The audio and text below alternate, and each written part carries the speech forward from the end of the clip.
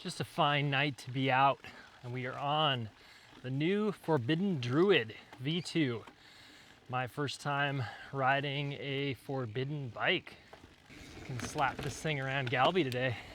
So this is supposed to be Forbidden's kind of like trail oriented pedal all day bike. You got 150 millimeters of suspension up front and 130 in the rear. It's kind of interesting. I tried not to read it into anything about this bike before I took it for my first test ride. And I definitely thought that it might have more rear travel than 130 millimeters. Just goes to show you when it's well used, how good a short amount of travel can be. Yeah, climbing this bike, it has a very interesting, like incredibly forward seated position. Where the seat ends up on this bike is just like very forward feeling. In this S3 size, you have a 452 millimeter chainstay. And yeah, I just feel like certainly while climbing, your weight is incredibly far forward, which is really lovely because the steeper terrain gets, the more you feel like you don't have to fight around on the saddle to find balance. And I find that in like flatter terrain, this seated position is also awesome because you're just kind of like ready to be balanced going around uphill or flat corners when you're in the saddle. But I will say this bike definitely pushes it to a level that I haven't experienced in many bikes that I can remember. Rear suspension does feel really good under climbing conditions. That high pivot design just really makes the bike behave in a really nice way as far as anti-squat is concerned. Really feels like, you know, the rear end is supported and that your power from a suspension perspective feels like it's propelling you forward really nicely. This is one of their most efficient bikes, and they did spec it with a rear tire of a Maxxis Forecaster. So pretty well set up for speed. And even with those tailwinds, I can certainly feel the slight wattage drag of the high pivot, you know, extra chain and idler pulley and stuff. But I do think they're really pushing the limits of that design for maximum efficiency. Like this bike, compared to other high pivots I've been on, definitely scoots pretty well under pedaling, but certainly feels like it falls in the high pivot bikes category for me. I find that I am more bothered by that chain drag than a lot of people. You can certainly hear that extra pulley whirring away between your legs. I think that is a sacrifice that a lot of people are willing to make for the kind of suspension design that Forbidden has going on here. It's got kind of interesting character of like wanting to be flickable, but then it's got this like more downhill inspired rear end feeling to it and quite stout feeling to it. This really is, to me, a bike that you can just hammer in the saddle. You don't have to feel the need to get out of the saddle, but when you do, that efficiency of the rear end, the anti-squat characteristics with that high pivot pulley design feels really good. Definitely feels like a bike that rewards getting out of the saddle. All right, time for the good part. Oh yeah, this thing is feeling lively. I'm gonna drop into a little bit bumpier trail here. And yeah, this trail dad bod is like pretty rooty and holy. So should be a good way to like kind of test out this high pivot design. Yeah, it definitely feels like eating the trail up. And despite having a pretty long chainstay, feels like quite maneuverable around here. I think I kind of noticed that this bike with that long chainstay and growing chainstay, like, kind of pushes your weight onto the front tire. Some really good holes there. Wow, yeah, that felt super smooth. Those are kind of like some repeated, somewhat deep brake bumps, and this bike definitely just felt very like deadened over them. Like, ooh, wow, that felt really good. Slamming into that corner. Wow, yeah, this bike does feel really quite phenomenal, like over the sustained chunk. Feels, whoo, feels quite maneuverable through here too. I got a little too zesty right there, probably. Got the afternoon light popping in here. Wow, yeah, the way that suspension stroke like first presses in is quite nice. Like really soft off the top of the bike, of the stroke. Good pop out of those too. Easy to find pop. Okay, one of my favorite things about this bike is the lack of chain slap. I think this might be one of the quietest bikes I've ever ridden. It is so quiet. Like, the first time I took it out, I was like, something feels different. And then I noticed it was just the freaking, whoo, nice little pop there. Just the silence of how well that chain just kind of guides its way through the chain, through the frame there. And it really has very little opportunity to slap stuff downward. Like when you're running into stuff, the chain isn't just striking the frame.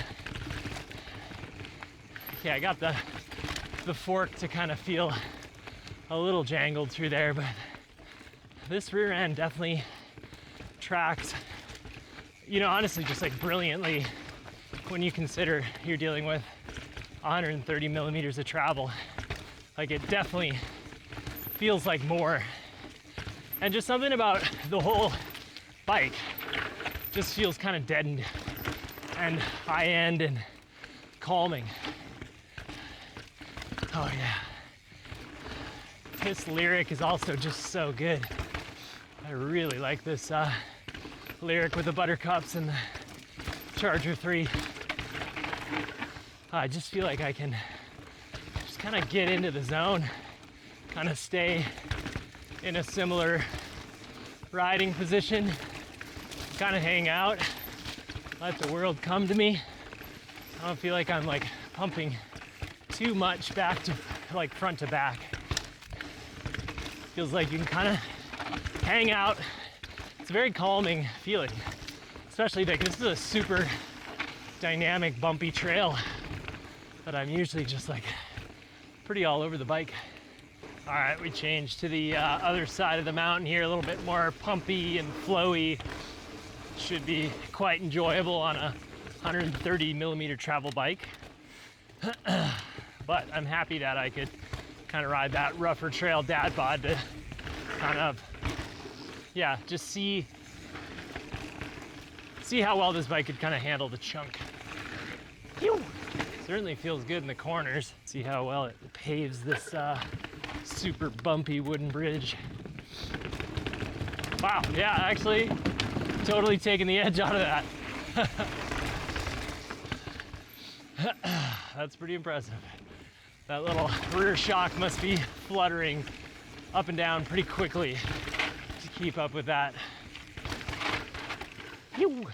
Breaking that forecaster loose in the slightly drier conditions today. Yeah, this thing's super fun to jump. It's got like, you know, characteristics of having a longer wheelbase, but then you've got that smaller like 130 of travel. So it's kind of an interesting combination.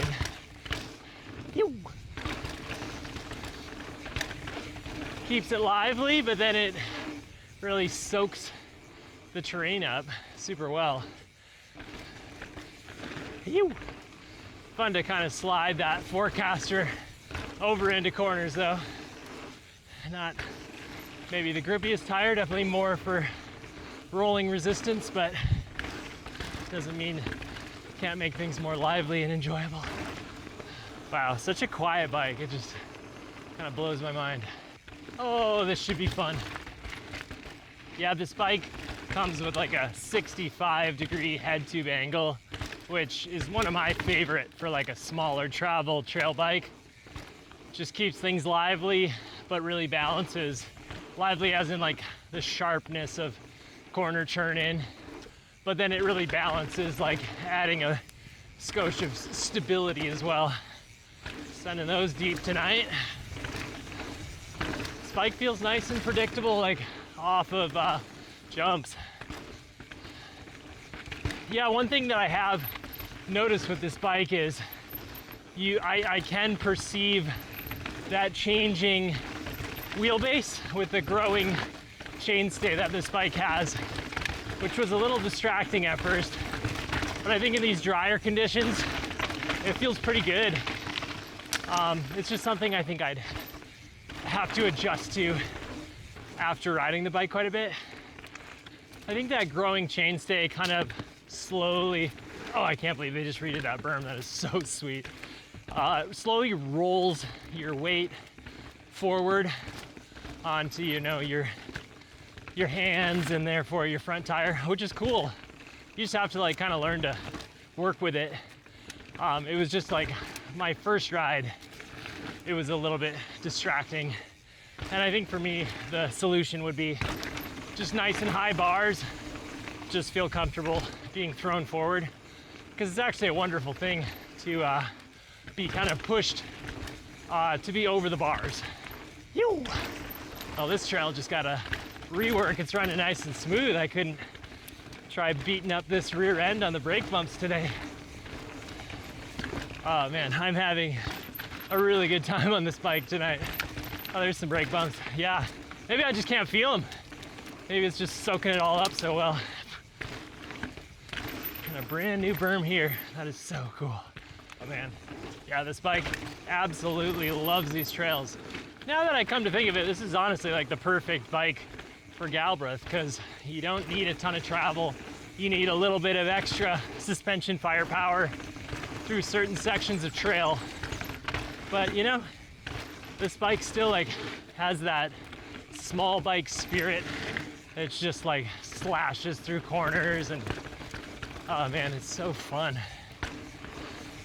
So final thoughts, who's this bike for? I think this bike is for that rider that's not like incredibly concerned with pedaling efficiency on the climb. They just want a really dialed suspension platform, like uphill and downhill. They want to like have something unique and extremely well built. Woo! Designed by like core riders and something like really exciting. I think this bike is just such a cool testament to the unique, you know, bikes and frames that this marketplace has. There's just so much variety. And yeah, but I guess this bike specifically adding color to that, I think it's for like medium terrain mountains like here at Galbraith that you kind of need to be able to tackle all kinds of situations, like big chunky holes and rough terrain, but then you want a bike that doesn't like bog you down in slashing through berms and pumping its way through the landscape. Like that's a pretty amazing group of things to be able to do. Even with a fairly long chainstay, it's not too hard to pop this front end up. Wow, just too much sun in the eyes for that jump right now.